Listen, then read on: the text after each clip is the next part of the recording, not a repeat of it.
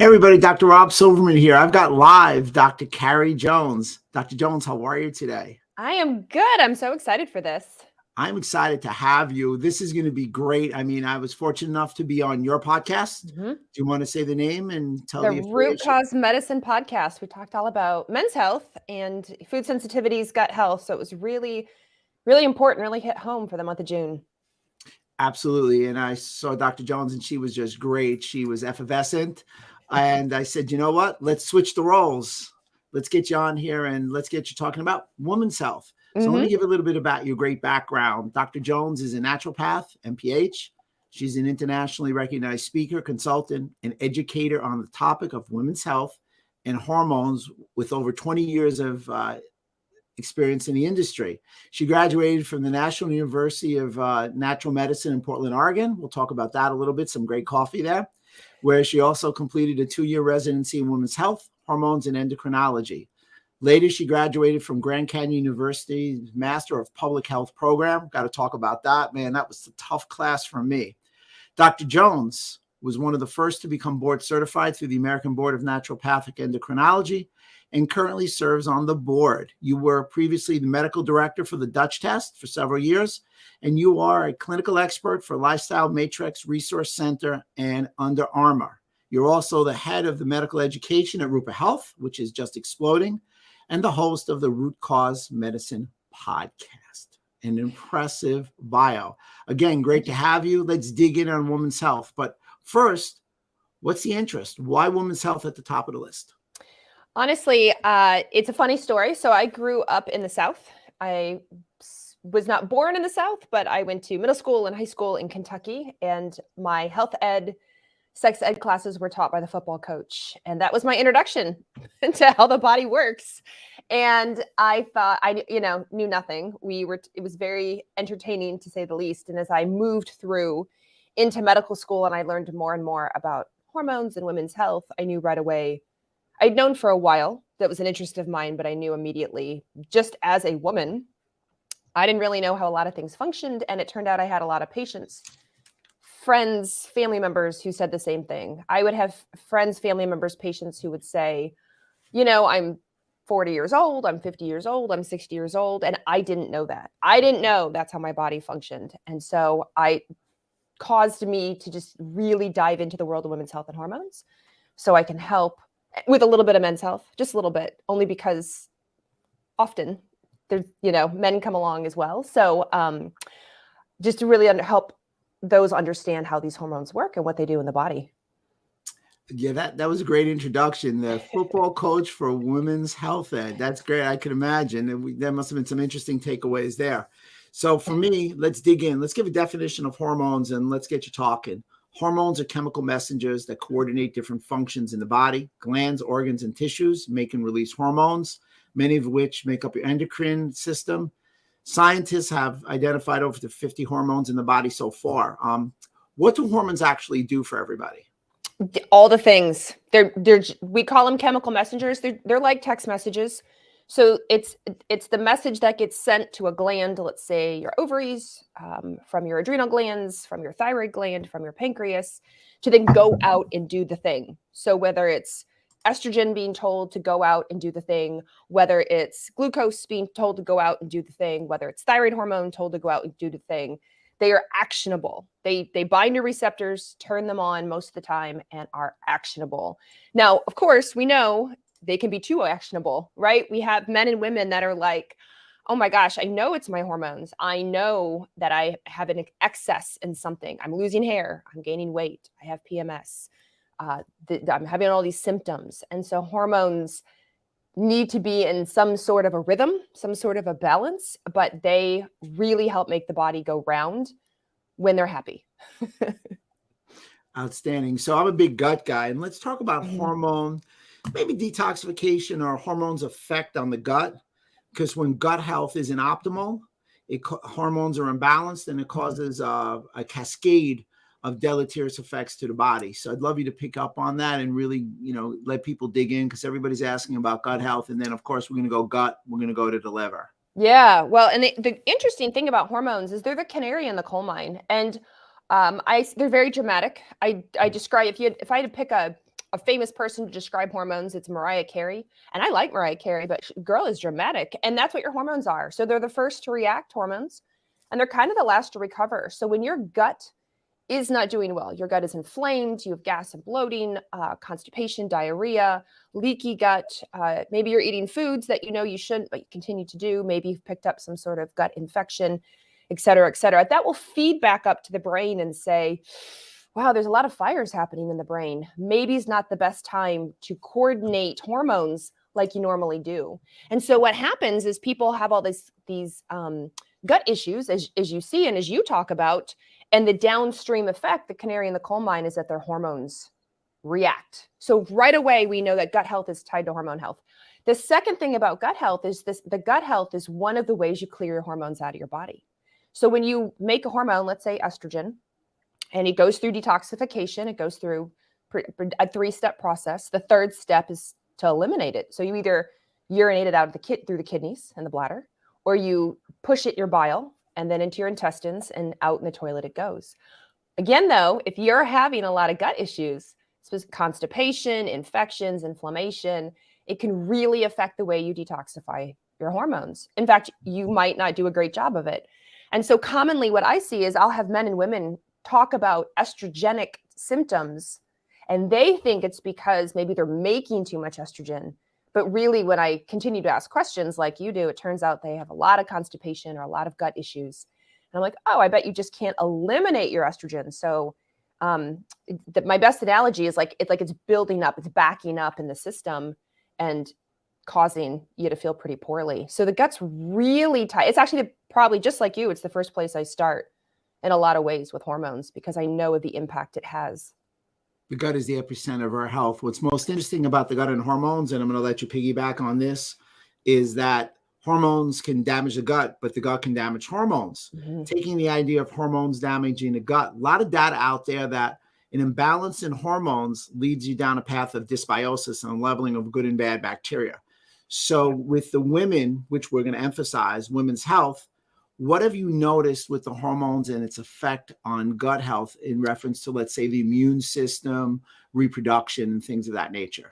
Cortisol is the first thing that comes to mind, because cortisol has such a big role in how women make hormones, estrogen, progesterone, ovulation, because there's a lot of feedback. Again, if your cortisol is high, if your adrenaline is high, if you're very stressed out, that's going to feed back up to the brain, and the brain's going to go, oh gosh, seems like this month is not a good month to make appropriate amounts of progesterone, to ovulate, to get our estrogen correct. But cortisol can be have a lot of wear and tear on the gut. We have, and as you know, in our gut, we have this very protective mucus layer, right? We want it to be there to sort of act like a jelly to buffer from outside things.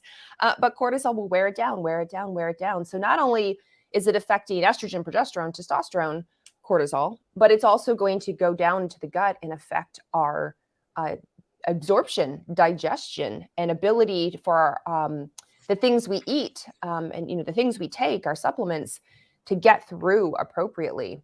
And if that mucus layer gets thinner, thinner, thinner, that's, and you mentioned, leaky gut or something like that, that permeability and immune system, it puts that at risk, because now we don't have that nice jelly buffer, and things are slipping through the cracks. They're slipping through the gates that you don't want them to. And poof, we get an immune response that furthers the cycle. Yeah, you mentioned estrogen, and we're talking about the liver. Now, isn't the liver the key estrogen detoxifier? It's the first step. Yeah, the majority of detoxification happens in the liver. You can have it in other tissue. Believe it or not, you go through some detoxification and eat like your breast tissue and all over. But it's the liver that does the heavy lifting for sure. So how does the liver relate to hormone imbalance, not just in estrogen, but overall? So if you can't properly break down your hormones, what can happen is that you can have excess hormones as a result. If they can't get into the factory, to the liver factory, to break them down, they just go back in circulation, can cause issues. But the second thing is, when you go through the liver, when you go through detoxification, it's a multi-step process. And sometimes some of those steps, when that very first step, will actually create more toxic, like pseudo hormones, so to speak. We call them metabolites. So you think maybe estrogen is a problem, but if it gets through phase 1 detoxification, the body will turn it temporarily into something more toxic, which is not a problem if the rest of your liver and your bile and your gut are all healthy. It's just going to move through the factory like normal from start to finish. But if it's not healthy and you can't get through the factory in a timely manner, now you have this toxic metabolite that's going to go back out in circulation and cause problems. And so this is what I see. This is with and men or women, quite honestly, is they will say, I'm feeling, again, estrogen's a good example. I'm feeling very estrogenic. I feel like bad PMS, heavy periods, polyps, fibroids, breast tenderness. Again, that liver, that gut connection plays a huge role in the factory to get it out. And if you can't get it out, it's only going to go back into your body and do things you don't want it to do. It's a lot of good stuff to unpack there. So number one, everybody, your liver is where estrogen is detox. There's phase 1 and phase 2, which have to be in sync or balanced, if you will. If it's not balanced, we get metabolites or reactive intermediaries. Really not a good sign. Number 2, deeper than that, estrogen is 2 of the 6 pathways in phase 2 that needs to be detoxed. So clearly, people will have certain symptomologies. And what would those symptomologies be of hormone imbalance and liver imbalance and gut problems in reference to hormones? They often will complain of fatigue is a big one. Skin issues is a big one. Heavy periods, clotty periods, fibroids, polyps that are growing, breast tenderness, typical PMS type symptoms. You could even have things like hair loss, immune system issues. I feel like I'm always getting sick. I'm always feeling run down. Fertility challenges, not ovulating. So you can see the list is from head to toe. I mean, it really is all encompassing of what you may experience when the liver, when the gut, when this whole process is backed up, so to speak, when it's not working as smoothly as it should. And the liver and the gut is bidirectional. And we've got this whole cascade because the body's all interconnected. And that really speaks to one of the names of the podcast about root cause, trying to get to the root cause. You know, the fact that the liver doesn't detox is not the root cause. It's what's causing the liver not to detox. Yeah. So hormones, to really put a microscope on what you're talking about, could be the root cause for a lot of the problems in our modern day today. Yeah. And if you think about it, speaking of modern day, we have so many modern day chemicals, right? We have modern day toxicants, and they all have to go through the liver too. We have modern day alcohol, right? We have a lot of alcohol use. Modern day diet, our standard Western diet. All of these things go through the liver on top of our hormones, and they often get priority. If you're trying to detoxify plastics, parabens, chemicals, right? All the fragrances, phthalates, all these things, smoke, they're going to get preference a lot of the time in the liver. So poor little estrogen or poor little testosterone or poor little DHEA is going to get pushed to the side, so to speak, especially in a liver that's overwhelmed. And then you add alcohol on top of it because we're stressed out. It's relaxing. It's social. It's a nice thing to do, but your liver's already taxed. And again, hormones get pushed to the side and you feel more hormonal. So one of the things I will often say to men or women, I will say, if you're feeling quote hormonal, if you're not really sure what that means, but you just keep using that term, evaluate things like your alcohol intake, evaluate things like your diet, evaluate the chemicals and stuff in your house. How many of those smell good candles do you have around your house? How many of those plugins do you have? All of those add burden to what your liver has to process. So it might be time to clean out, weed out, thin out, stop some of your habits. Give the liver a break. Without question. So, we are the most chemically exposed country in the world. I mean, billions and billions of chemicals. And we could talk and we can come to the glyphosates, the toxins. Yeah. You want to talk about things, tobacco, cotton, are really exposed. But somebody must have heard what you were going to say. And they have actually, I think it's more of a question than a statement. A young lady says, for the liver to do its job, loads of minerals and nutrients must be needed, and to clear more toxins even more. I think she wanted you to yes. comment on that. Yes. And so your liver does not run without the help of a lot of nutrients and cofactors.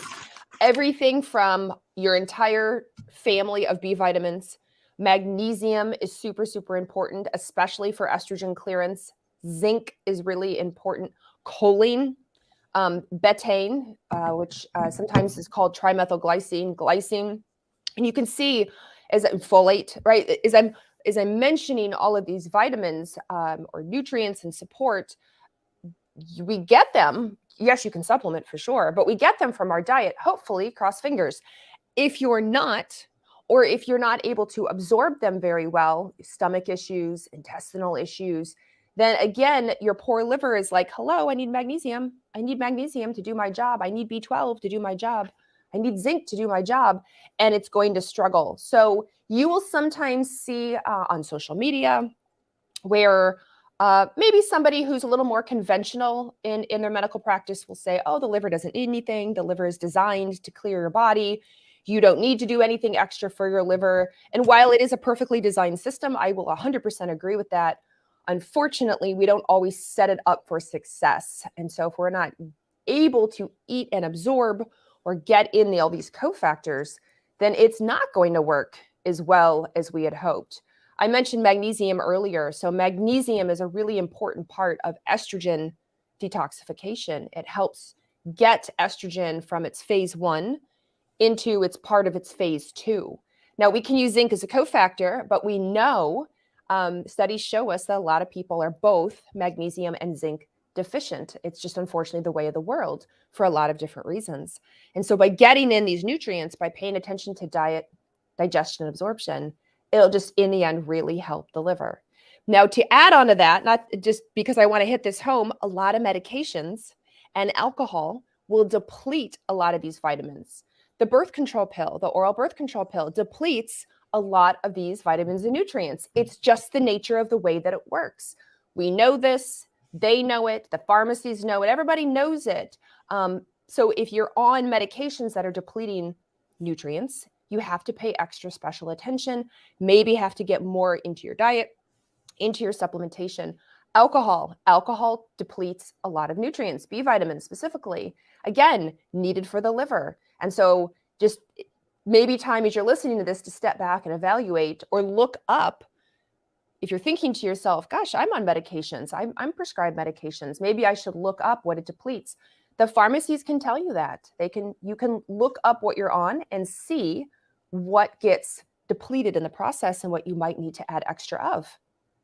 Yeah, that's a great point. I mean, that nutrient drug interaction, we as functional medicine docs, maybe not us personally, but in general, we need to talk about that more. And that's really why people want to seek out somebody who's well-versed. Yeah. Because people come in your practice, my practice, or when we consult with the shopping bag, and then you'll ask them, where'd you get it from? Well, I did. And you'll realize that it's a mishmash. It's a stew that doesn't make sense. But I got a couple of questions on my phone. People just, believe it or not, texted me. Number one, they said, how often should somebody detox? Well, the good thing is you are detoxing 365, 24/7, 365. Your liver never turns off. I always joke. It doesn't stop for your birthday. It doesn't stop for Christmas, Hanukkah, Sunday. It doesn't stop for any of that. So you are detoxing all of the time. So what you want to do is you want to support the process every single day. So you will see things like, oh, it's a 7-day detox or a 14-day cleanse or things like that. But ultimately, what you want to do is the little things every day. You want to make sure you're getting in the B vitamins, the choline, the magnesium, the zinc every day, whether that's through your diet, improving your absorption, nutrition, or supplementation if you need it. You want to be reading labels and reducing toxicant exposure in your house, your candles, your fragrances, what you put on your body, what you put on your hair, what you wash your clothes with, etc. Evaluating your alcohol intake, evaluating your smoke and smoking exposure. So all of these little things greatly add up over time to help support your liver function forward and take the burden off of your liver so it can do what it needs to do.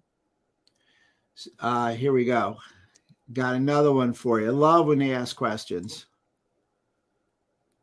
A little bit of a comment. You're lighting them up. You're on fire, essentially. I got someone, young ladies on fire. That's good to hear.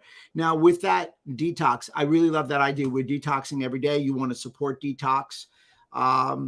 Usually people say, like you said, they're going to detox for 7 days, 15 days, 28 days. So you're more of the mindset, let me support the detox pathways every day.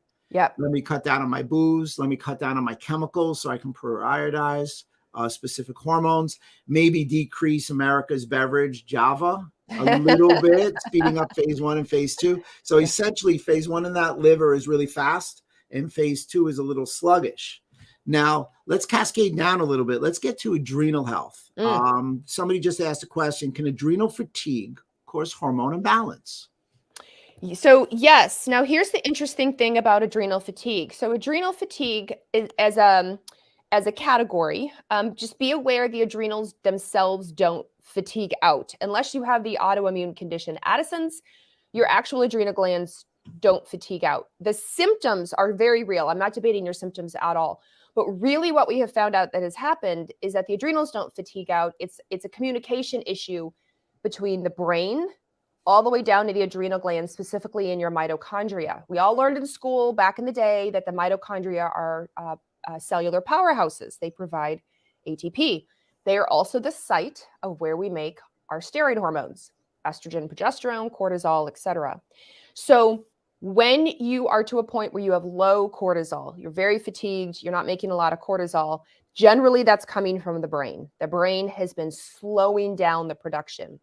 In the process, the brain will oftentimes affect estrogen, progesterone, testosterone, DHEA production as well.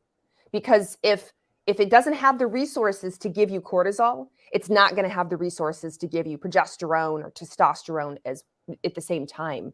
So yes, if you have been told adrenal fatigue, if you've been told your cortisol is quite low, you're feeling it. You're also feeling the hormonal symptoms. Something's with your progesterone, something's going on with your testosterone. I'm not surprised. I think everybody just said, oh my God, I have adrenal fatigue. So we told them the problem. Let's offer the solution. Yes. How do you reset, Dr. Jones, the adrenal glands? Yeah, so it's a top-down approach, like I said. So the original communication comes from the brain and goes down to the mitochondria. And your adrenal glands are very light, dark based. They follow a rhythm in the day. So your adrenal glands like to be up in the sun and down at night when maybe the moon is out. So it's really important that we follow that circadian rhythm as best we can. If you are a night shift worker, we love our night shift workers. We need our night shift workers, but my goodness gracious, bless you, because your poor circadian rhythm's all over the place. But if you're not a night shift worker, it's really important in the morning. First thing is to getting some full spectrum light exposure. So opening a window, opening a door, going outside for a couple minutes, getting that light exposure. Now, don't be stupid. Don't look at the sun and burn your retinas. You're just trying to get the ambiance of lightness in the morning. At night, you do the opposite. You're going to dim lights. You're going to sleep in total darkness. You're going to make sure you're off of your screen, off of your phone, off of, watching TV, or maybe wear blue light blocking glasses. The reason for this, and people always say to me, oh, that's too basic, and that's stupid, and that's boring. Here's why. You have a really good reason. The human body doesn't run on a 24-hour cycle. Our clocks do. Your computer does. Your phone does. Our bodies don't. We're a little longer than 24 hours. So every single day, humans have to set and reset their circadian rhythm, and we do it through light and dark. That's how the body does it. The other thing is at night, to make melatonin is your hormone that helps you fall asleep. It's triggered through darkness. That's the way the body makes melatonin. It's a darkness triggered enzyme is what we call it to make melatonin. So if you're up late on bright lights, you have every light in the house on, you've got your phone in front of you, you've got the TV on bright, and you struggle with sleep, you wake up in the morning super tired, relying on caffeine, right there. So I know that just light and dark to your advantage sounds hokey, but there is a biologic reason for it. So the other thing is rest. When you are to the point where you're so fatigued, your cortisol is low, your body is trying to get you to slow down, rest, and heal. So as humans, we push. We push to work, we push to family, we push to exercise, we push. And I know it's not possible for everyone to just take a vacation and, check out for a while. But as best as you can, what I tell people is set your boundaries and stick to them. Say no, push things off your plate, rest, sleep when you can, take naps if you need to, because it's the rest that your body's looking for. Your body's looking to see that you feel safe and protected, so that brain down to the mitochondria part can be really helpful for producing cortisol. Now, there are supplements, which we know and love, things like vitamin C, things like your B vitamins, magnesium. There are certain herbs that we've talked about, like they're called adaptogens. You will see them in teas. You will see them on the shelf. There's an Ayurvedic herb, ashwagandha. There's another one called rhodiola. There's ginseng. So there's a lot of these herbs that have been shown to be supportive to helping you adapt. They're called adaptogens because they help you adapt. They help you adapt to stressful situations. Now, are they magic? Of course they're not. If nothing is changing in your life, then these herbs single-handedly are not going to resurrect the dead, so to speak. And then the last thing are your mitochondria. Your mitochondria are what help you make ATP, or cellular energy. It's where your hormones are made. Your mitochondria are extremely fragile. They have a big role to play in your body, but they get bumped, bruised, broken, busted by everything and anything. So we're back to the chemicals. Chemicals, toxins play a big role in the damage of mitochondria.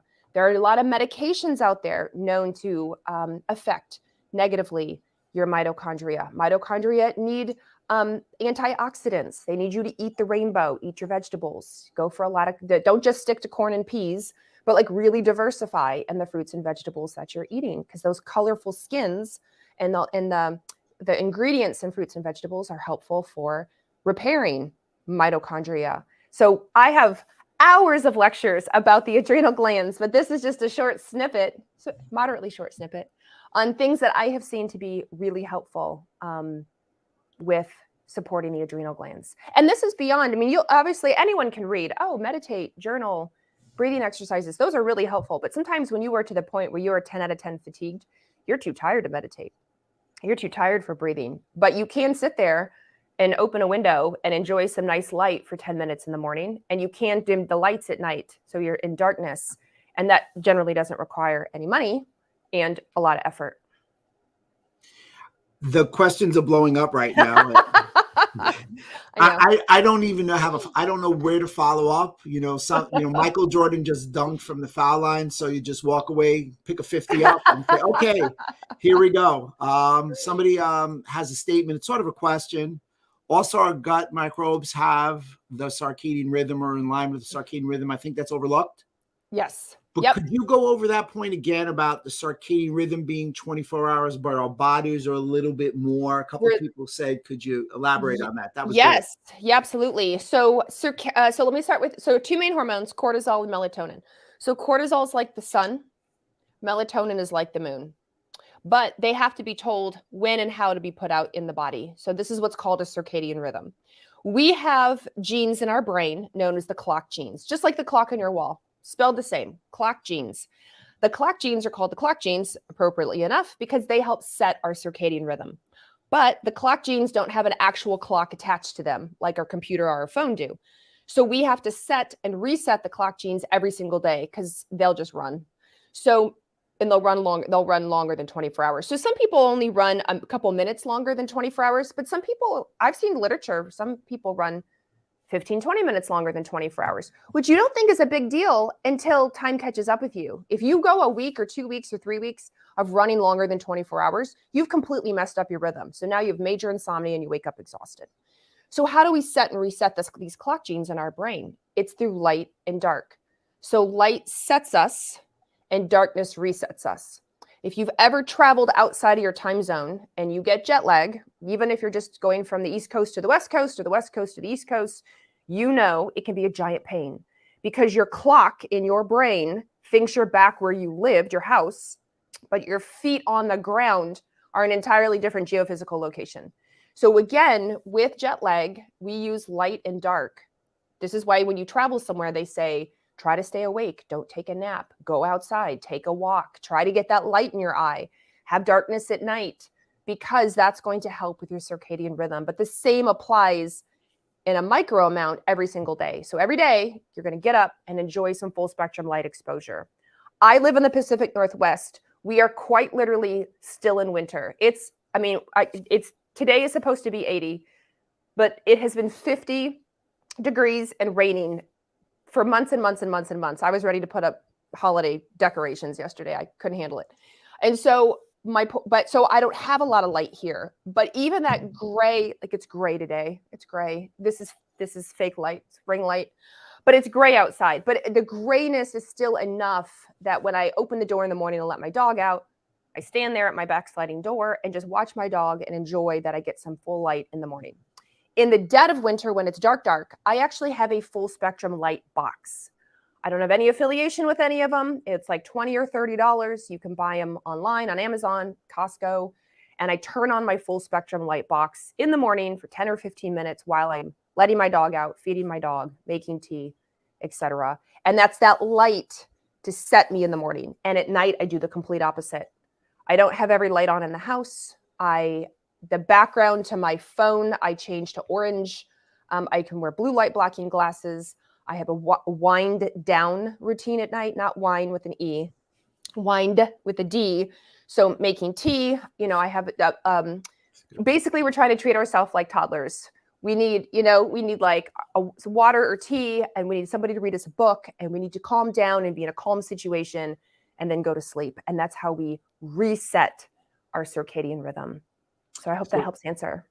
It certainly does. So that kind of explains why we go from west to east. It's harder on our body than we go from east to west. Yes.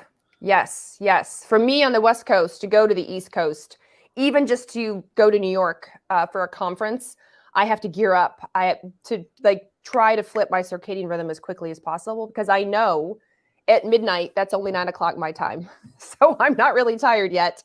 But in the morning, I'm really tired because it's, when I get up to go to a conference at 7 in the morning, that's 4 in the morning my time, and I'm exhausted. And so I use, even in a hotel room, I will open up the drapes, the blinds, and get light, even if I can't open the window first thing in the morning. I'm trying to put myself back into an East Coast time zone as quickly as possible if I'm there for any length of time.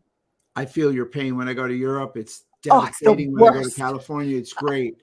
Got a little comments. Yes. They say it's great. Thanks for explaining that in detail. Yeah, they were blowing up on that. So somebody asked about the HPA axis. Yes. What is it? How do you regulate it? I guess we should have started there, huh? So HPA stands for hypothalamic pituitary adrenal axis. It's basically hypothalamic part of your brain talks to the pituitary part of your brain, and then the pituitary talks down to goes down to the adrenal glands. So the brain makes the major decision and then tells the adrenal glands what to do. And we have a few layers to our adrenal glands. So we have cortisol, we have epinephrine and norepinephrine. We have our saltwater balance out of aldosterone. Our adrenal glands can also make testosterone and DHEA. So a lot of hormones come out of our adrenal glands. Most of the time, though, in medicine, we talk about the HPA axis. We are talking about the cortisol part. It's the thickest part of our adrenals. It's our stress response. It's the one that sort of gets the most love and attention. So if you have a dysfunctional HPA axis, then you're going to likely have dysfunction in the way you make or produce cortisol. So I guess you're right. We should have started with that. The basics, yes. So I got a couple other questions, but before I go any further, somebody said, all right, they got to get back to work. They took the lunch off to listen to you, which is great. That was cool. Hopefully they align their circadian rhythm. That said, give them 3 lifestyle hacks to really be able to take care of their hormones. Oh, yes. So I'm a big fan of making it easy, practical, tactical, and affordable. I'm a big fan of that. So my first one's this. It's what we just talked about, light and dark. Light first thing in the morning on waking. It doesn't have to be for hours and hours. It can literally just be opening a window, opening a door, going outside, 5 or 10 minutes, maybe a little longer if you're really exhausted, to help to set, and then darkness at night. So that's my number one. My number 2 is that our hormones, like I said, they're dramatic. Remember, they're dramatic. They're canaries in the coal mine. So they are going to negatively respond to stress, stressors, infection, inflammation, etc. If the brain doesn't feel safe for whatever reason, then the hormones are not important. A lot of our hormones estrogen, progesterone, testosterone, not important for survival. So they get pushed to the side. So the second thing I tell people is to do things like find joy. Find things that make you happy, even if it's a little bits during the day. The funny memes your friends send you, the funny jokes, the watching your kids play, petting a dog, assuming you're not allergic to dogs and it's a nice dog. These little bits in the day help to tell your brain, I'm okay, I'm safe, I'm okay, I'm safe. That was funny, I'm safe. And so if we can continue to build on that little bits every day, one, it's really good for our well-being. And two, it can be really helpful for our hormones. The third thing is our habits. Our habits, what you're eating, what you're drinking, what you're washing your clothes with, washing your hair with, etc. These little micro habits that we have every day have a massive impact on our hormones. So if you're listening to this thinking to yourself, ooh, self, I used to only have like 1 or 2 glasses of wine a week, and now I'm doing 1 or 2 glasses of wine a day, and I'm having a lot of hormonal issues, habits, maybe time to cut back. If you're looking around your house listening to this thinking, wow, I have a lot of plugins and I have a lot of candles, like with a lot of fragrance, unless you're buying candles and fragrance that are non-toxic, so to speak, like the company is very aware of fragrance, the phthalates that get off-gassed in fragrance, maybe time to switch out, get rid of these things in your house. If you're reading the bottle at the back of your shampoo and you don't understand how to read any of the words, and you look it up and on like the Environmental Working Group kind of will rate chemicals and things that are in shampoo and conditioner and skin and makeup care. In fact, it's called, they've got their branch is called Skin Deep, and they rate it. And if it's something that maybe is potentially pretty harmful, just going to burden the liver, let's just say that, burden the liver, upset the hair follicles, upset the skin follicles. Maybe when you run out, time, like you still have to buy something, but switch, buy something cleaner, maybe a little less toxic, heavy toxic burden on the body. So those are my 3 big ones. Follow the circadian rhythm, find joy, and your micro habits every day absolutely add up. Now, in those micro habits, I'm sure there's certain foods or types of foods that you recommend, organic versus non-organic, with the chemicals and everything like that. So you do purport to everybody organic is a better choice than non-organic, or at least you have to know the farm that they didn't use the chemicals that you were referring to. I prefer that. Yeah. So if somebody's but again, I try to be mindful of, people's budgets and at the rate inflation is going. If you can get organic, if that works for you, then I'm a big fan of it. If your store doesn't offer a lot of organic, in fact, I'm in the Pacific Northwest, we have a lot of organic, and I was even in the store the other day, and I was surprised. I mean, it's hitting even our organic farmers out here as well. It's hard to find. Unlike maybe a year ago, it was a lot easier to find. But I also know organic is often more expensive given inflation going right now. Do the best you can. So if you're like, well, I just need to start eating fruits and vegetables, I'm not really a fruit and vegetable person, I need to just start doing it, then don't be picky. Just start. Just go ahead and start. But if you have the choice and it works in your budget, I would lean towards organic, but I totally understand if you're just starting out. I would rather you get the vegetable and fruit in than not have it at all. I hear you. You are what you eat. Take care of your body, as Jim Rome says. It's the only place you have to live. So I'm going to hit you with a 60-second limit because I don't want you to go off on this, but I got a couple of guys saying, all right, we're talking about estrogen. Does estrogen, or the inability to detox estrogen, or having an estrogen imbalance, lead to any testosterone problems? You probably need an hour for that. In testosterone, estrogen. So the estrogen detoxification that you and I have been talking about, Dr. Rob, applies to men as well. It's the same system. It's the same liver gut thing. Everything we've talked about applies to men. So if you're a man and you have higher estrogen, leading to weight gain, breast development, maybe moodiness, erectile issues, all the estrogen stuff applies: diet, alcohol, gut, etc.